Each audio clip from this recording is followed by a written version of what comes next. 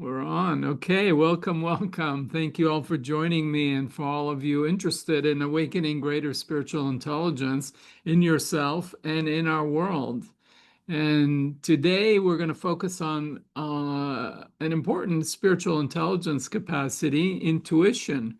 And it is somewhat mysterious capacity, and we'll see if we can shed a little light on it and give us a little experiential taste of it. So I'm sure all of us have intuitive capacities, and I suspect at some point in your life you've had and relied on your intuition. So I just want to encourage you and support you in continuing to do that and refine that skill. Like any muscle, the more we use it, the more we get able to use it. So, um, I some great people have relied on intuition to do some amazing things. So I'm gonna draw on their wisdom and their prestige, so to help us all get inspired. So first, Einstein, who said, I never came upon any of my discoveries through the process of rational thinking. The intuitive mind is a sacred gift, and the rational mind a faithful servant. We have created a society that honors the servant and has forgotten the gift. From Einstein himself. One more creative genius, if I may use that term to describe him, is Steve Jobs. Intuition is a very powerful thing, more powerful than intellect. And then another creative genius, this time it's Mozart, a composer, where I am, as it were, completely myself, entirely alone, and of good cheer. Say, traveling in a carriage, or walking after a good meal, or during the night when I cannot sleep. It is on such occasions that my ideas flow best and most abundantly. Whence and how they come, I know not, nor can I force them. So we see three different people that were great innovators, geniuses in their own domain across very different spectrums. Einstein in physics and science, Steve Jobs in computers and design, Mozart in music, all relying on this mysterious thing uh, called intuition. And I suspect neither of them or any of them would dismiss the value of our intellect, our rational thinking, our mind that we use. So obviously, Einstein's insights and creative ideas about relativity and all the other things. I've been watching actually recently a series on him on Amazon Prime called Genius, which is kind of fascinating how he comes up with general relativity as he falling through the elevator and so on. But all of that was predicated on him doing the analysis, studying other theories, etc. I'm sure Mozart listened and studied the theory of music and so on. So all of this to say is that our intuition builds on our analysis, and that's not to dismiss the value of analysis and doing spreadsheets and whatever else we do to help us make choices. So, but the point is that the analysis and the rational thinking gets us only so far. And then at some point, we have to turn to something different to get the creativity. Another person that comes to mind is Edison, Thomas Edison, probably one of the top inventors of all time. And I know he would work on a problem, and the story was that when he would get stuck, what he would do is actually take a nap, and he would set his arms in such a way and fall asleep. And then when he'd fall asleep, his arms would kind of fall, and that would wake him up. And in that moment of waking up, he would often get these creative insights. So the point is, there are many tricks we can use, but all of these involve quieting our analytical mind, where we're in this receptive state. And it's after a lot of work and hard work and perspiration that these inspiring insights can come to us. And so the fact is also this is supported and makes sense from a modern scientific standpoint. We normally think that our knowledge and wisdom comes through our brain, and our brain is obviously very important and has hundreds of billions of neurons. But science now tells us that our heart and our gut also have millions of neurons, and they collaborate. So, point is, we want to rely on the wisdom and the capacity of our entire being. I mean, it's not just the brain that's locked in our skull. Now, some argued that intuition really is nothing more than the power of our subconscious mind, still our brain. So, for example, Malcolm Gladwell, in his book Blink, The Power of Thinking Without Thinking, he tells the story of this art critic that at one point looked at a piece of art and instantaneously said, "This is a fake." And she couldn't at first describe why she made that discernment, but it's obviously because she had studied art for many years and looked at a lot of pieces, and then as she kind of slowed down and analyzed it, she could explain what it was. But that analysis all happened quickly, nearly instantaneously, and subconsciously. So, that's one mode of intuition, but I would argue, and I believe that there are other modes that you can't just explain through subconscious processing. There are many stories of people that awaken in the middle of the night when a loved one, a partner, a spouse, a child faces danger. And somehow through a dream or through a nightmare, they wake up and they know so and so is in danger. Now, that's not some subconscious processing of information that our mind is taking. There is some access to knowledge in channels of knowing or wisdom that's coming through, and it is mysterious. You hear stories of psychics and channelers, etc. And now some people may dismiss that, but I think there's too many anecdotes, and there is some science actually behind it that says that this is real. And there are ways of knowing that we can't fully explain rationally. Now, in my own life, I have relied on intuition. I can think of many times in which I've also ignored it, particularly, for example, when I was running companies, I would uh, rely on my intuition in making important hiring decisions. Obviously, look at resumes, do reference checks, do interviews, all of that.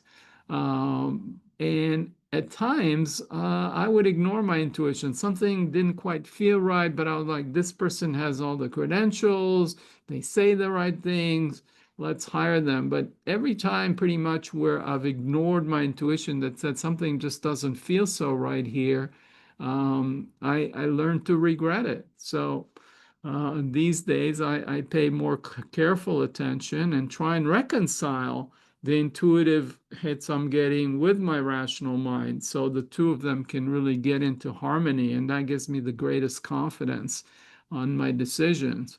I also want to share a story about when my intuitions have really worked beautifully. The last two homes I bought, in both cases, I did a search on Zillow in one case and Redfin, and on the results came, there were like 4 or 5 homes that met my criteria, and I almost instantaneously, in both cases, I said, that's the one I'm going to buy.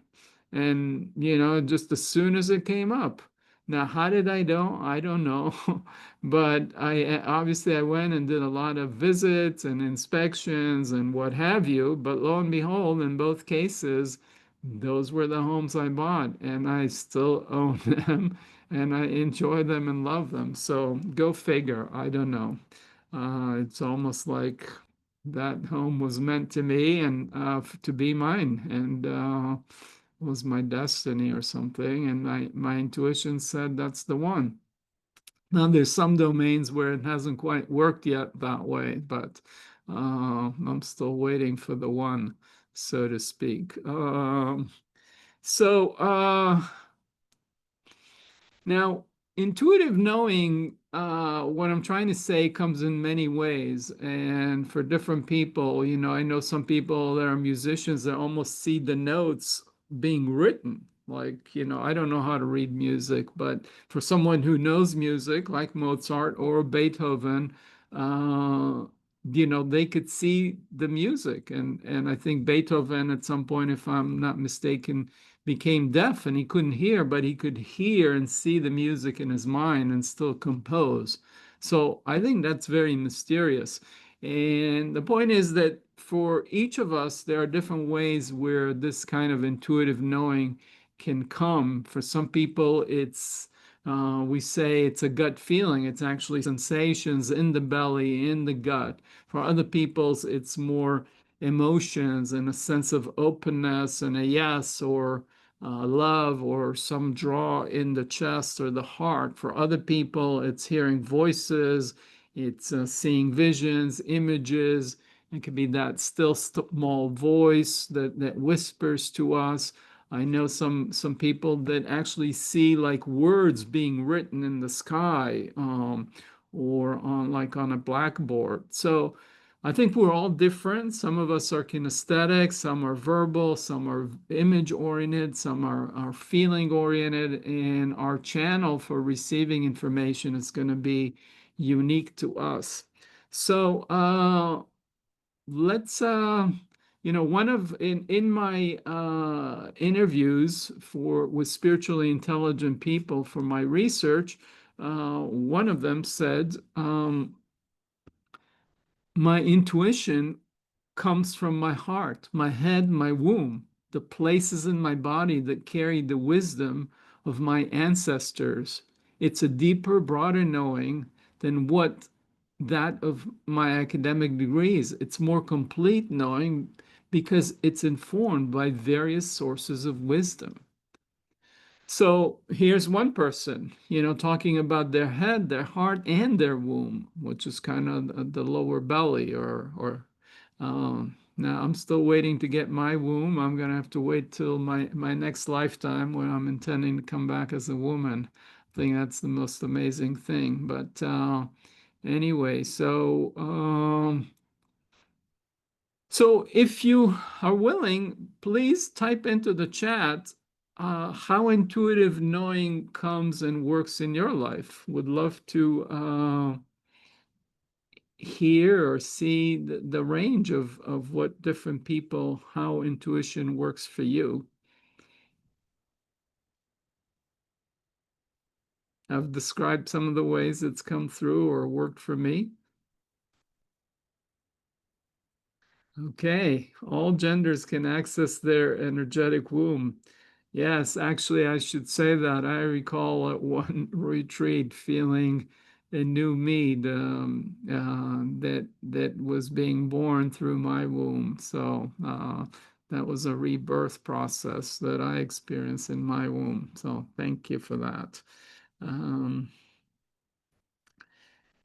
Dreams, visions, hearings.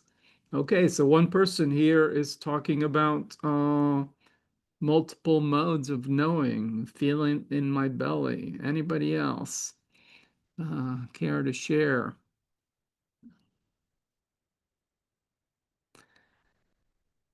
I often hear it as a whisper, and then I tune into my chest, my heart, and feel an expansion that says yes.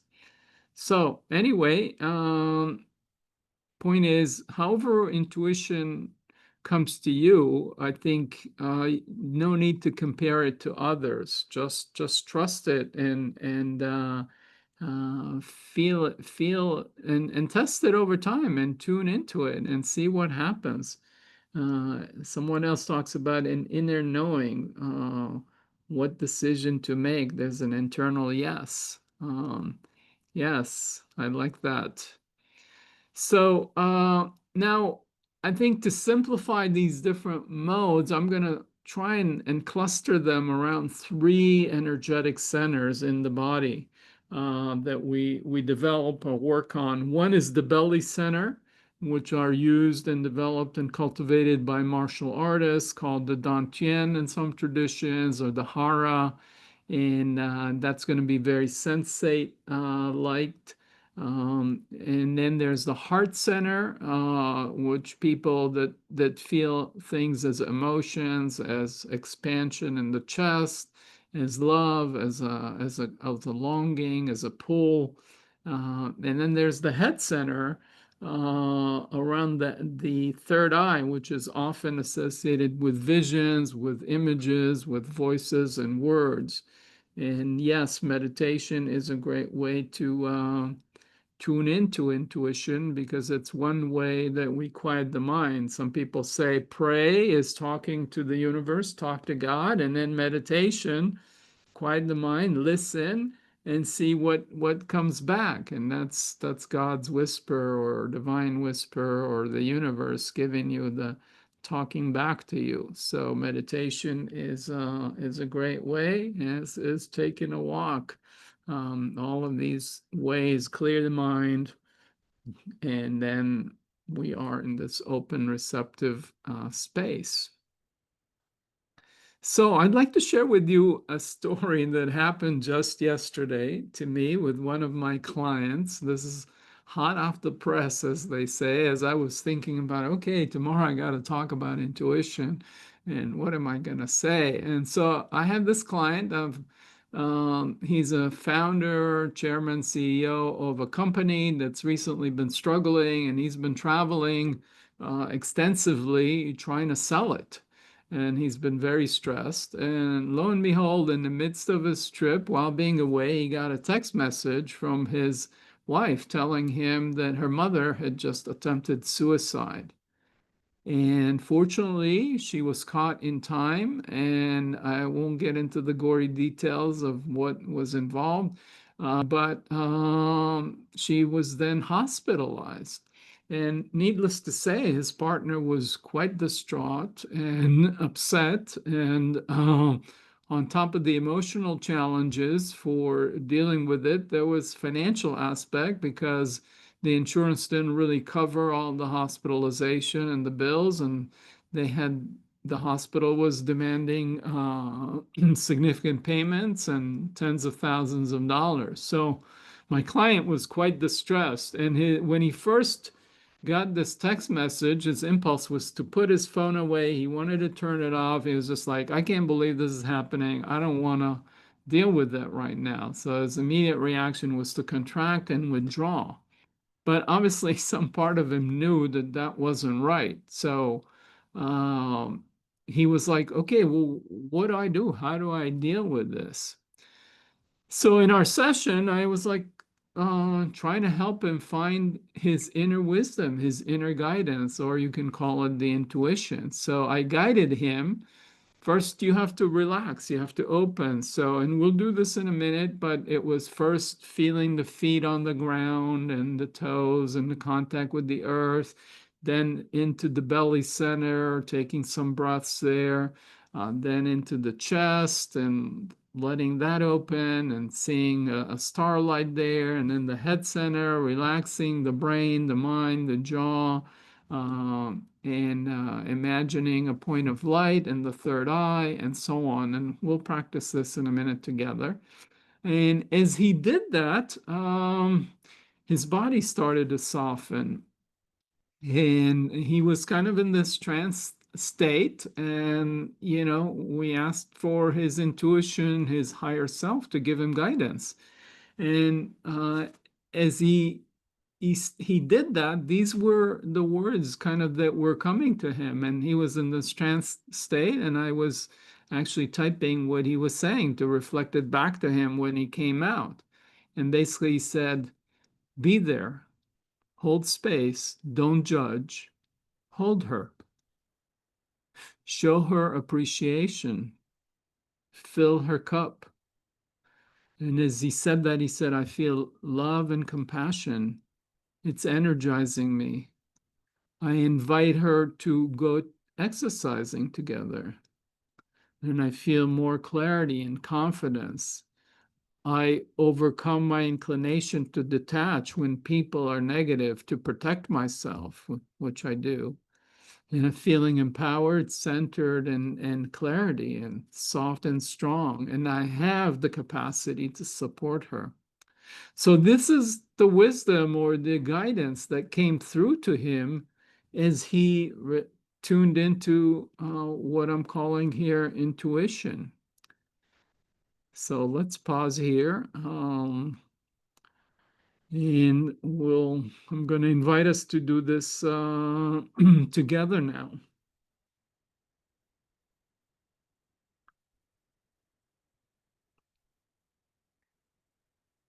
So you can bring to mind a problem or an issue you have been wrestling with. Perhaps not the biggest problem or challenge, but whatever's coming up, and notice what happens in your body as you just think about it. Is it softening? Is it contracting? How's your breathing? How's your chest? And just thinking about this problem without getting immersed in it. And let it go.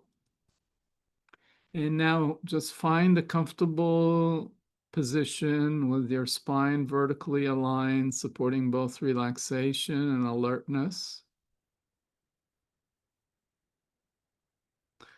Take a couple breaths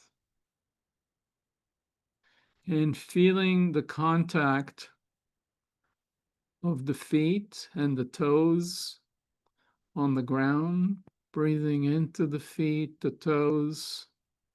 On the exhale, letting the feet and the toes relax, bringing awareness to the lower belly, breathing into the lower belly,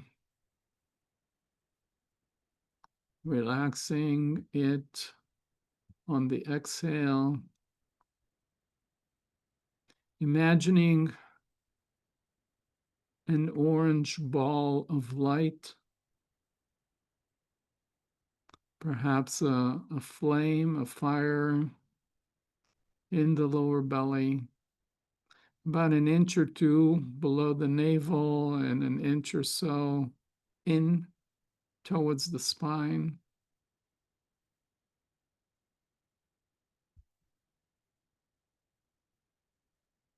Moving to the center of the chest, the heart area, sensing into the space, breathing into the space,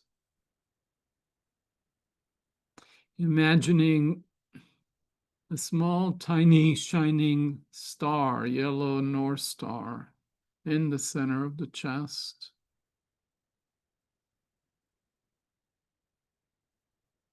And then moving up to the head, the area around the eyes,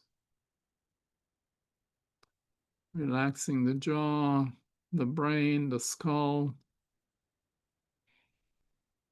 and breathing into the third eye, the pineal gland, which is in between the two temples, about an inch or two from the brow into the skull.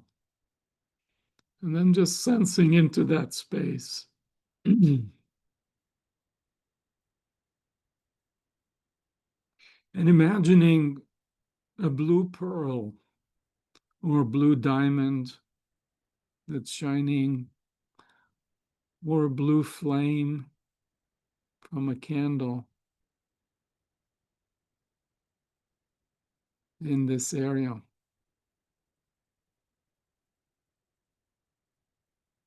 And see if you can include the three centers, the orange ball of light or flame in the belly, the flickering star in the center of the chest, and the blue pearl or flame in the third eye. And letting it go. And see if any insights or what comes up to you with regards to the issue you're dealing with.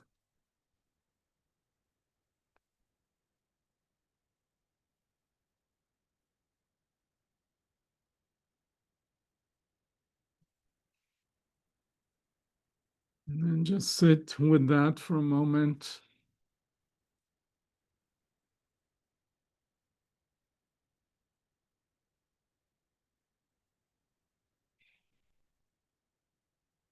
And gently, if you care to or willing, type into the chat if anything opened up or anything came up for you, or you had some insight with regards to the issue, and shed a new perspective or not. All experiences are valid.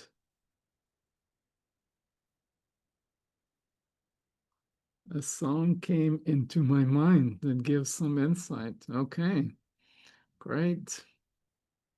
Yeah, we never know. Never know.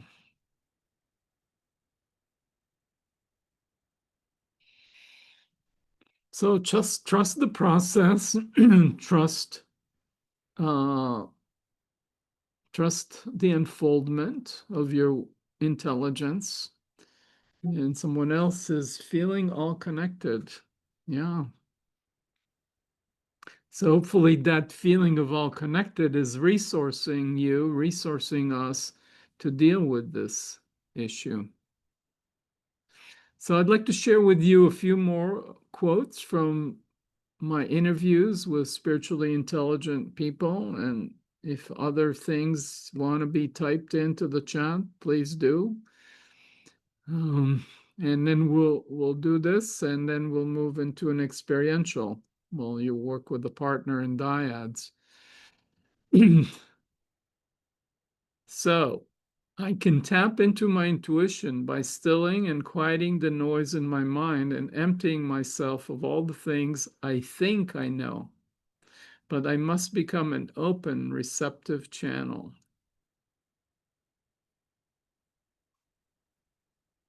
Another person said, there's just an inner yes that is beyond thought. I can use my rational mind to explore and investigate it. I find that both contribute in complementary ways. Another said, one of the ways I tap into the wisdom of my intuition is to listen to my dreams. If there's an issue I'm wrestling with, I invite my mind to give me insight through my dreams before I fall asleep. Often it will result in intriguing dreams that I can then use my intuition to interpret. Okay, so that's just some things that some people said. And before we move to the exercise and the demo, I just remembered one other little tidbit that I find interesting, which is supports why tuning into intuition and our gut feelings is super important. So there's a clinical condition called alexithymia, which is people that can't name what they feel. And interestingly, they could be very intelligent and smart, and they could do all the analysis they care to. And then oftentimes, even with small decisions, they will do all the analysis, and then they can't make a choice. So they have all the facts and all the reasoning, but because they can't name what and tune into what's happening non-verbally in their body, they can't choose, can't make choices. Sometimes even very simple choices. So all of this to say is that all the analysis we do is great, but ultimately there's something else that we sense into that gives us the guidance. Do we go here or here? And we need to tune into that. So I hope that makes sense. I was meant to say it earlier, but I just realized that that's a kind of a interesting tidbit. Anything want to say, Pauline, are we ready to move into the describing the exercise and a quick demo? Yeah, so we're going to do a demo, and then after that, we'll go into our breakout room. So the demo might be 5 minutes, 5 to 10 minutes. So we'll give you an overview of what to expect. Okay, so I'm going Okay, to so share. the the exercise will be in dyads, and Pauline and I will describe it here. So you'll be placed into a room, and each person will have 1 minute to introduce yourselves. You want to keep going, Pauline? Give my voice a Yes. break. And speaking of Yosi's voice, actually, Yosi will be coming through the breakout room audio. So you'll hear him when it's time to switch to the next section. So don't worry about having to keep track of when has it been 1 minute and all of that. So after you each have a minute to introduce yourselves, Yosi will say it's time to switch to the next part, which is one person will be monologuing for about 4 minutes talking about a challenging choice that you're contemplating while the other person just listens and holds space. So shall we begin demoing Yosi? Sure. Yeah. So when you're holding space, you're just sitting in presence, and you don't need to make too many facial expressions or nodding in approval or disapproval. You just there as a witness holding space, as Pauline said, and tracking both the person that's speaking and tracking yourself as best you can, noticing what's happening in your interiority as you hear them. Great. So it sounds like a meditative type of presence with internal awareness. Internal and external, yes. It's kind Yeah. of 50-50, as some of my clients like to call it. So Okay, I can so start with being person A, and I'll keep it brief. But so the challenging choice I'm contemplating is about where to live. If I want to stay where I am in North Bay in San Francisco area, or if I want to move somewhere different. There's a lot more community in the East Bay. So I'm contemplating that. And I would go into more of the pros and cons if we had more time, but for the sake of the demo, I'll just leave it there. okay, great. So imagine Pauline has talked about it for 4 minutes, and now uh, we're going to just sit in silence for about 30 seconds, and Pauline is going to track herself and see what happens through the silence after she described her dilemma and choice. So I'm just scanning my body and my mind, just seeing what's here without speaking, but I'm just talking through because it's a demo. Okay, and then Yosi's voice will come and say it's time to switch to the second person, and now they get a chance to monologue about what choice they're contemplating. So Yosi, go ahead. Well, what choice? I'm contemplating what choice to to describe. God, there's so many choices I'm dealing with right now. Okay, one of them is the TEDx talk I'm scheduled to give and got into in January, and I'm contemplating whether to use slides or just be presenting verbally. And there's pluses and minuses about both of them. So anyway, that's a choice I'm dealing with today. I noticed myself nodding, and I remember you said we're not going to be acknowledging with like these normal social gestures. So I'm just noticing how easy it is to go into the social thing where it's like, yeah, okay, tell me more, but holding back and holding presence. Well, if that's happening, it's happening, but just try not to, you know, not try to influence or whatever. And if you're the person monologuing, just stay with yourself. Mhm. And so that you're not seeking their approval or not, and trying to read into what they think you should be doing. Exactly. And now, again, 30 seconds of silence to let go of any thoughts and words and just observe.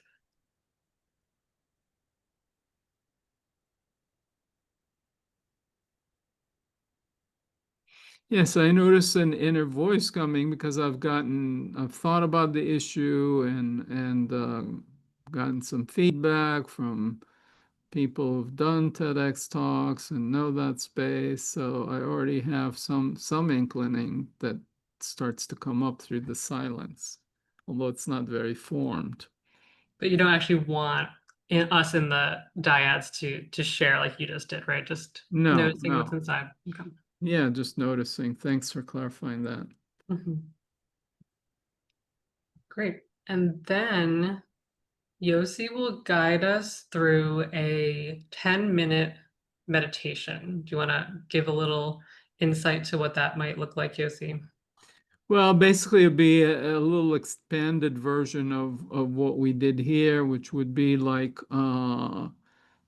sensing different body parts, sensing them, and then relaxing them. So, and I'll avoid using pronouns such as you or I or mine, which can bring up sort of an egoic sense of self. So it'll be just more like you'll breathe in. On the inhale, sensing toes. On the exhale, toes are relaxing. We'll move through different body parts. I'll invite you to imagine certain things like what we did here. And then at the end of that, you'll be sitting in silence and seeing what comes up. I like what you're saying. So instead of my toes are relaxing, it's just toes are relaxing so I can let go of this self concept. Yeah, that holds these are my toes. I mean, you know which toes we're talking about, so you don't have to. I won't come and take them from you. Don't worry. Uh, Pretty much the only toes I can feel are the toes on my body. So that makes sense. yeah.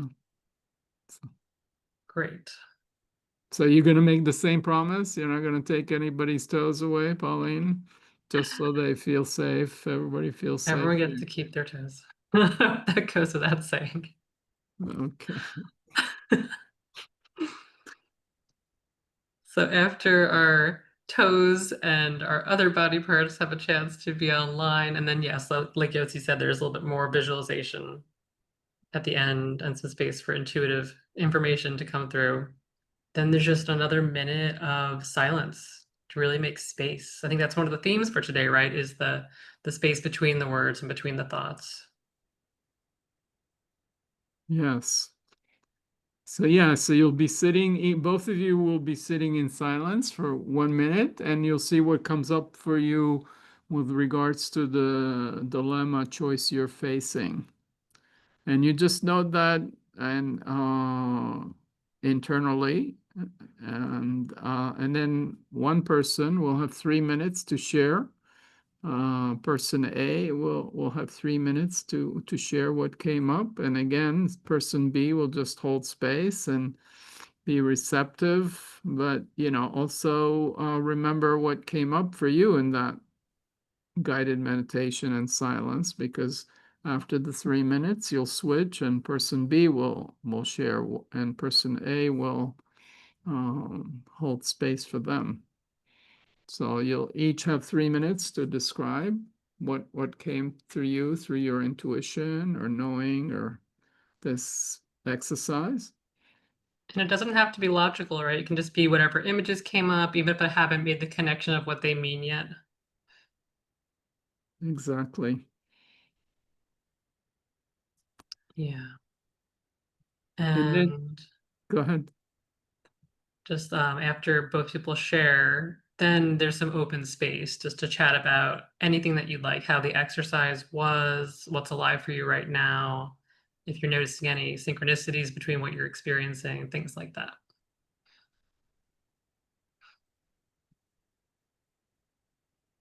Anything to add for the breakout instructions? Or do we have any questions? I saw that one person, you can't join and you'll catch the rest of the recording. No problem. Thanks for being here so far, Mega.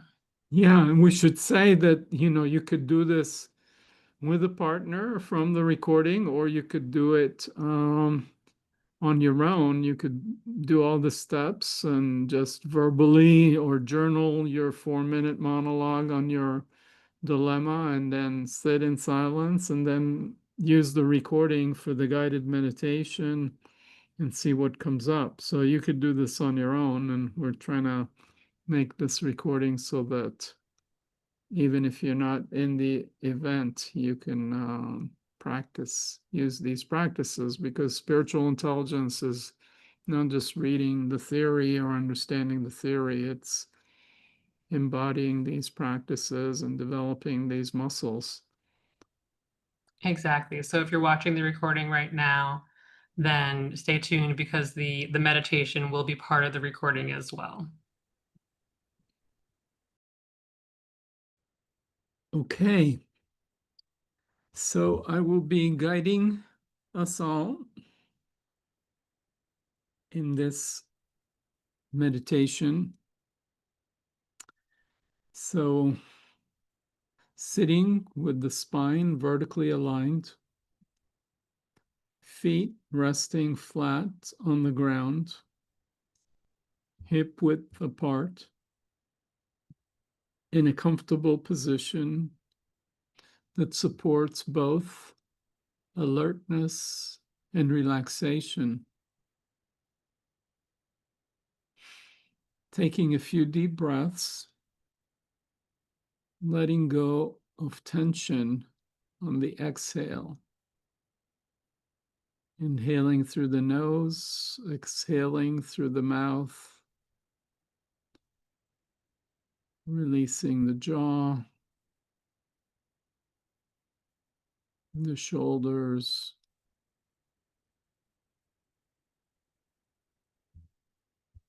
the belly. Recall the dilemma is described. And now, without any further analysis or expectation for a response, inviting intuition to shed some light on it. Now, letting go of this issue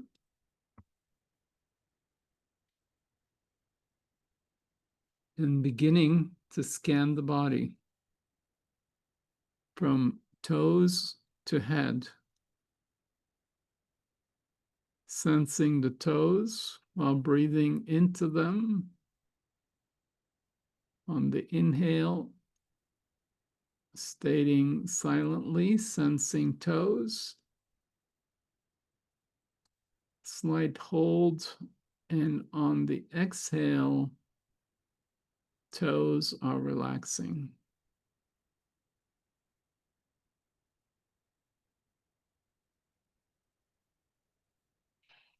Next, moving to the entirety of the feet. Inhaling, sensing feet. Exhaling, feet are relaxing.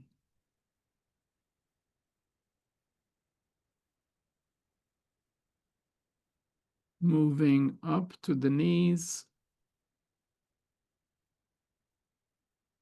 Sensing knees. The knees are relaxing.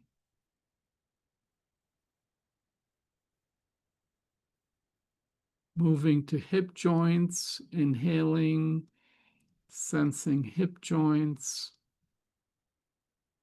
Exhaling, hip joints are relaxing.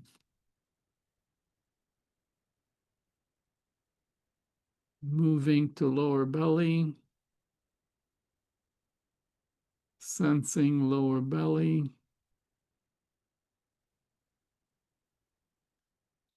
Lower belly is relaxing.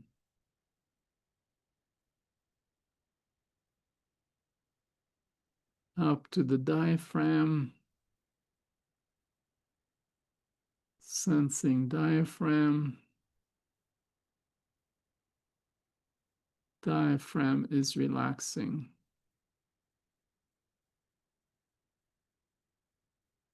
Center of chest, sensing chest. Chest is relaxing.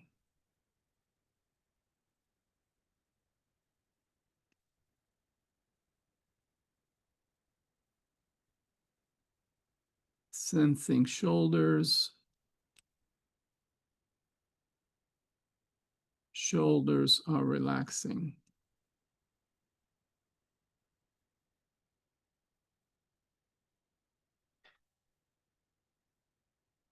Moving to the jaw, sensing jaw.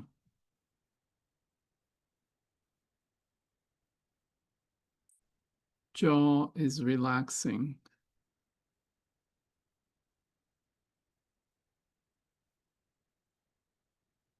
Moving to the eyes, sensing eyes. Then eyes are relaxing. Then brain, sensing brain. Brain is relaxing. Breathing normally, focusing the attention, imagining a blue star of light in the area between the temples, about an inch up from the bridge of the nose and in towards the center of the brain.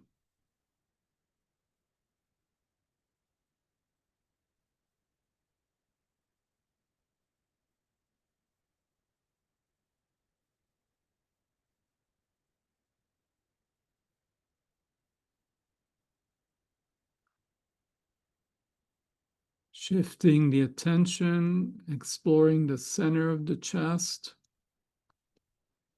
feeling into the space in the chest.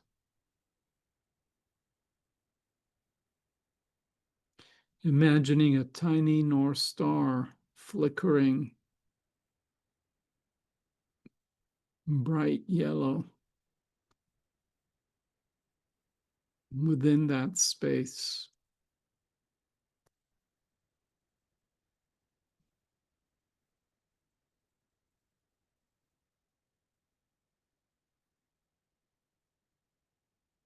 Next, sensing into the lower belly,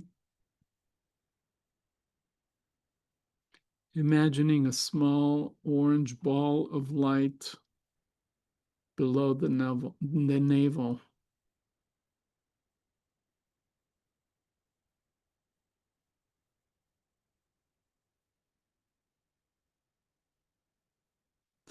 Feeling into the space between the knees.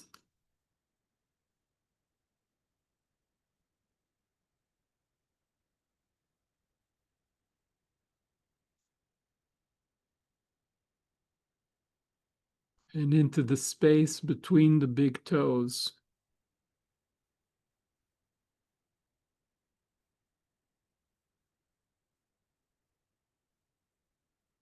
Sensing the entire body.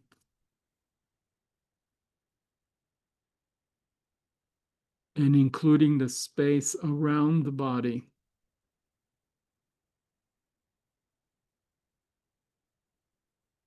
Above, behind, to the sides.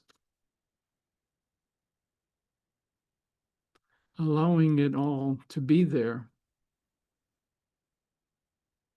as it is, without straining to hold on to any or all of it. Simply noticing listening, and allowing.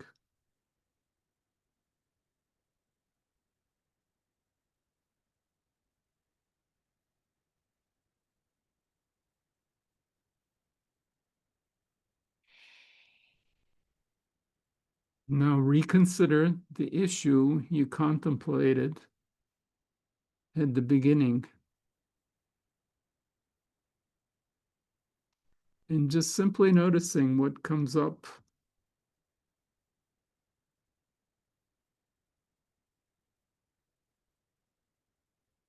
If there's any insight about the path forward or the nature of the issue,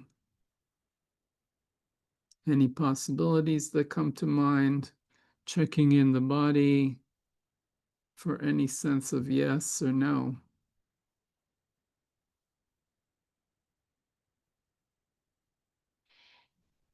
A yes might feel like a feeling of softening, relaxing, opening, or a sense of expansion, vertical alignment. And no often feels like tensing or contracting.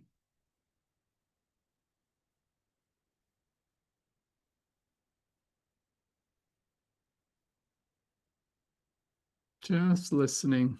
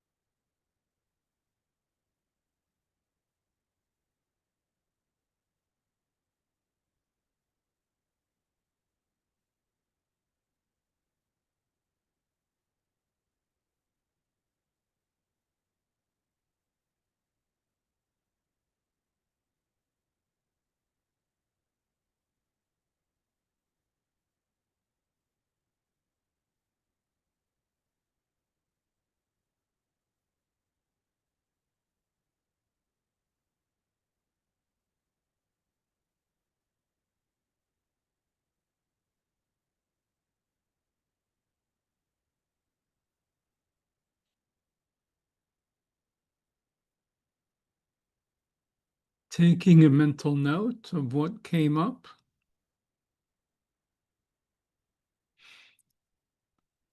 And now, person A, you have 3 minutes to describe your process. What came up, what insights came or didn't come, or whatever is alive within you right now with regards to your issue or dilemma.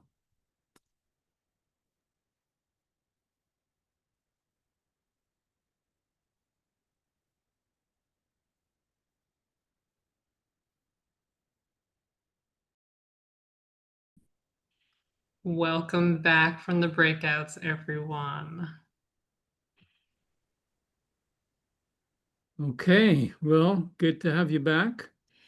And this is a time for us to just share your process, what you learned, how it was, questions. Would love to hear.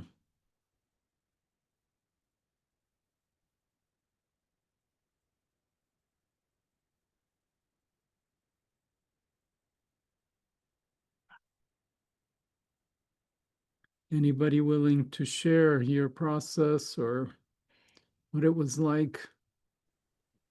Yeah, Eva. Yeah, I can share. So the question on my mind is to explore life in New York or be happy about living in Kansas City. And I think I absolutely feel inspired from Alicia in the same breakout room with me, but also from the meditation process. I think it occurred to me that the idea of life in New York is like what the American TV series have sold to me before I come to the US. Like Friends, Sex and the City, all those. So what's more important is that I'm actually living in the US now, and it's a real life, and there's so many aspects and the possibilities of it. It doesn't really matter, be it New York or Kansas City or any other city. So since I'm in the process of job hunting, I need just to be very open to opportunities and see where I land. And like Alicia said, like New York is always there. It's not running away. So yeah, I really appreciate this session. I feel confident about embracing the possibilities and to have a reflection on where I got my old ideas from and how I could get stuck in those. Yeah, I think that's all from me. Thank you. Thank you. So you got a little clarity and confidence. Yeah, Yeah, okay. I did. Thank you. Thank you.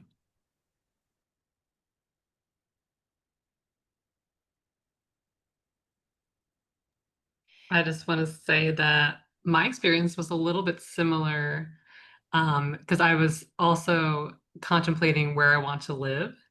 So I really like what you said, Eva, about staying open to possibilities, because that's sort of how I moved into my, what came through was just to not need to know right now, but to really see what opportunities emerge and get clear on the things that are important to me, like community and nature. But to stay open to not knowing how it's going to look exactly, and to keep talking to people and keep doing the things I like to do, and then see where it leads me. Yeah, that's huge. Our minds like to know, and the uncertainty, the openness is hard.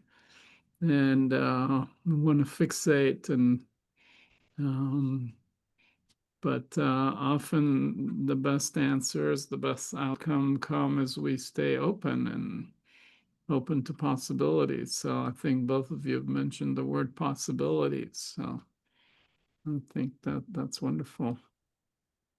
Thank you. Yeah. What happens when you just say open to possibilities? Open to possibilities. There is a sense of expansion. I feel the thinking mind relax, which feels nice. So there's relaxation and expansion. Yeah, open to possibilities. I feel the ease that kind of things soften, like the grasping is hard, is tight, and open to possibilities is kind of softer and relaxed. Yeah, it's a lot less effort. It's more just waiting for things to arrive, like to come to me, as opposed to me having to go reach and grab and grasp. hmm Does it feel passive or receptive or something else or open? More receptive, not as passive, because I'm still actively in the inquiry.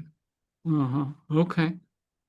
Okay. So it's a receptivity, but it's not passivity. Yeah. Yeah. Okay.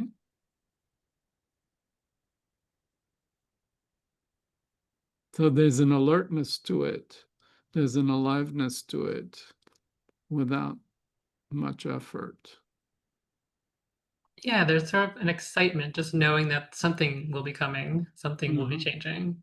I see. Okay. So it requires also trust that knowing Mm, something will emerge. But I'm just going to be open to the possibility and receptive and alert. So when it shows up, I'm ready. yeah, and trust is an important part because it's the trusting that it will be the right thing. I don't like the word right, but it'll be a good thing. Yeah, it'll be the right thing and be an okay thing at the right time. The right thing at the right time will show up. Yeah. Yeah. I have a question here. So when you talk about the trust, what do you mean? You mean like trust the process, trust your own effort, trust Yeah, all of that, all of that. We had a whole event on trust, and yeah, trust involves trusting ourselves that we can respond to whatever comes up. We trust the universe, we trust life, that the universe and life is fundamentally good as opposed to it's a horrible universe ruled by a demon devil. It's trusting other people, it's trusting our partners, trusting our colleagues at work. So it's multidimensional. But at the core of it, it's trusting ourselves that we can respond to what comes up and we'll be okay. And it's trusting life and trusting the universe that fundamentally life is good and yeah, that it's not ruled by some malicious thing, that it has meaning, it has value. There's some intelligence, some direction it's working towards, as opposed to it's all meaningless, random fluctuations in the quantum field, and who knows what's going to happen next. I really like that. The idea of trusting everything. Well, it's not so easy. I mean, I like the idea too, but it's a practice. And trusting when we don't trust that that's where we are. So, yeah, but that's an important foundation for a lot of it.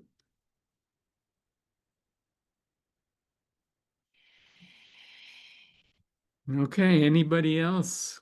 Question, sharing? Yes, I agree with you, Yossi. Trusting, even if you're not sure if you should be trusting, it's such a beautiful saying. Yeah. Well, yeah, it's part of trusting that we're having the right experience and not rejecting where we are. And so it's we could then accept ourselves as opposed to, oh, I'm having the wrong experience. I should be different than I am, which is a self-rejection. And that's painful when we reject ourselves. It's painful when other people reject us. You know, we've all had experiences when we were rejected, whether it's at school or on the playground or at the dance or whatever. We've been rejected at some point or another, and that's painful. And that's when other people reject us. So it's so much more painful when we reject ourselves. 100%.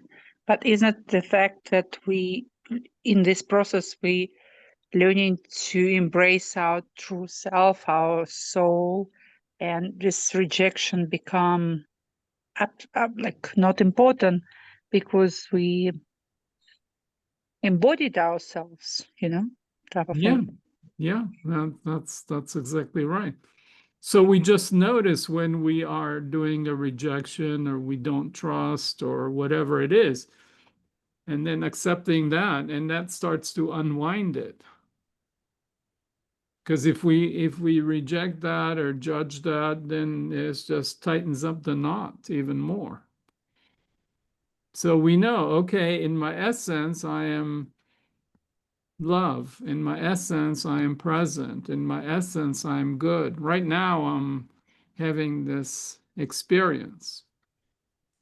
And just let it go. Allow it to be there, and then it naturally flows to the next thing.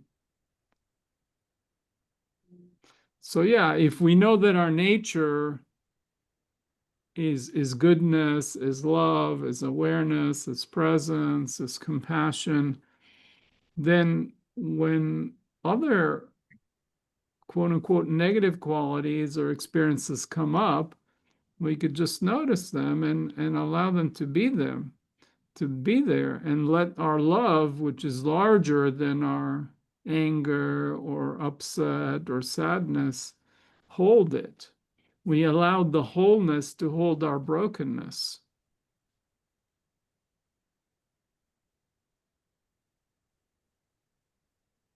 Yep.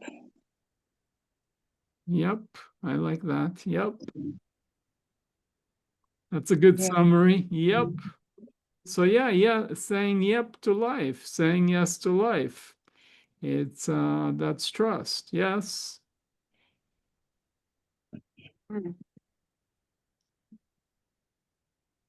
Right.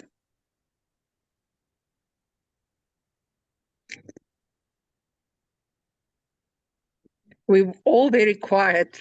I have to stir something up or something. Why are we so quiet? Hello. Hello. Let's talk, everybody. Come on. I see Sandy, you unmuted. Did you want to share anything? Yeah, I was going to say something, but then I forgot after the first. So I guess it wasn't that important after all. But I enjoyed that. I loved the time we had that Pauline and I had together. That was wonderful. And that we got to really, it was just wonderful to share with each other. I love Yeah. that. What was wonderful about it? Well, there was just so much, we just connected on so many, it just seems like we were honest with each other. You know what I mean? We were talking about, like I was saying, we're all older now, like looking out, there's so much that needs to be done. And my husband, like, we're in good places now because we're, the kids have gotten older and they're not here anymore. And it's just a wonderful blessing to be here because we have this wonderful place of 8.5 acres and we just love to work the land. And, my husband's getting ready to be finally retiring. So it's just, and one of our sons lives here. So the other one is up north, but we get to see him. Okay, so So I'm it's hearing just, a lot we're of in a really wonderful Go ahead. gratitude. Yeah, were you saying gratitude? Yeah, Is that what gratitude you're and saying? blessing. I'm hearing a lot of gratitude, Yes. blessing, and beauty. Yes. Yeah. And I love beauty because I'm a 4 and 4s have a big thing for beauty, Oh, and I just okay. love our land and our trees and all of our stuff that we've done. So anyway, and Okay, it's so just, you know the Enneagram. You're a 4, huh? yeah, I am. Okay. But I also have a 5 wing because I also get, if you can see a lot of my books and everything, I just am like, just can't get to enough books. I have, and I'll never read them in my whole life, but I have so much and I love them. They just make me so happy, along with Yeah, my family. that's awesome. Guess what I am? What are you? I'm a 4 with a 5 wing as well. Really? Oh my gosh, that's unbelievable. Well, that's what you were kind of saying, Pauline. Were you saying like were you saying, I can't remember when we were talking together. Well, it's funny because I think I'm a 5 with a 4 wing.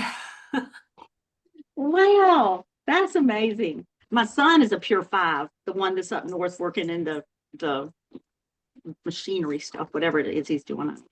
But anyway, that's so interesting, so amazing.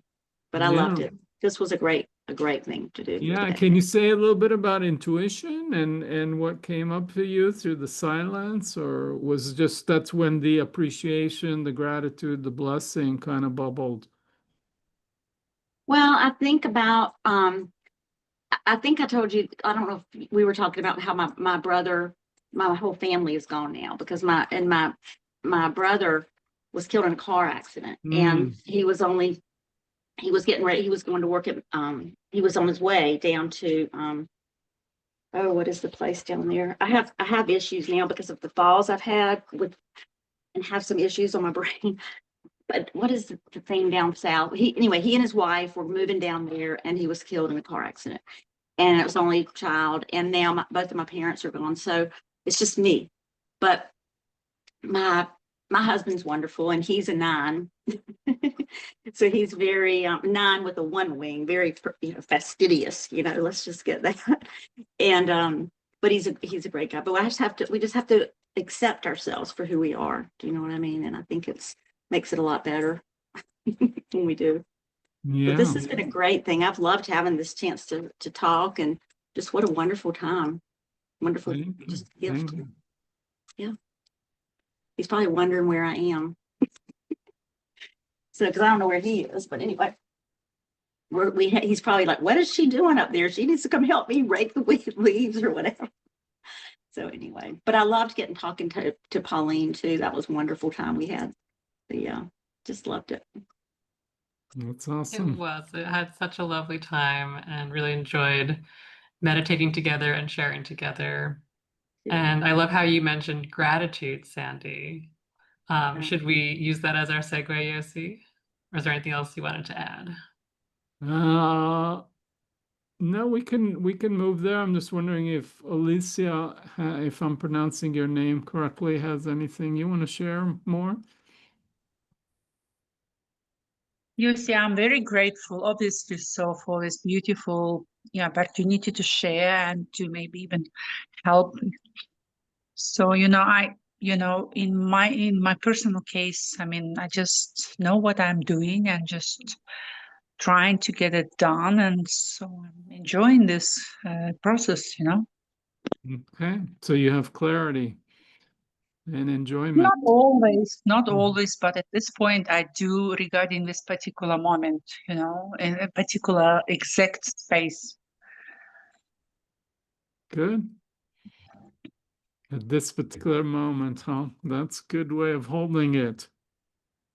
Look, it's obviously sometimes we're fragile. We always we have moments of not being able to do certain things, but right now I'm commenting about myself. Yes, I'm present and I'm all together. Yep. That's awesome. I'm delighted to hear. Okay, Pauline, you want to go ahead and... So our next gathering will be November 21st, which is also a Friday at the same time. And in honor of Thanksgiving in the US, our theme will be gratitude. So we'd be very grateful if you would join us again, either live or on the recording. And looking forward to diving into this topic together.